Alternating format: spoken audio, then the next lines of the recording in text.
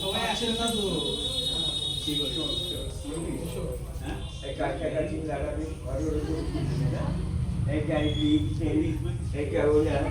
লেখার পর ছিল সামনে চেয়ারটা লক্ষ্য রাখুন, চেয়ারটা বসতেন, টেবিলে খাতা রাখতেন। হ্যাঁ, আর সামনে যে জানলাটা দেখছেন, জানলাটা খোলা থাকতো। বাইরে যে বাঁশ গাছ পাঁচিলটা দেখছেন, ওটা ছিল না। রূপনারায়ণ নদী ক্ষেত দিয়ে বইত। 2 নম্বর রাখি লক্ষ্য রাখুন, ওনার জুতো আছে।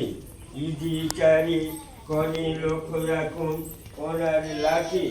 আর ইজি চারি নিচে যে মৃত্যু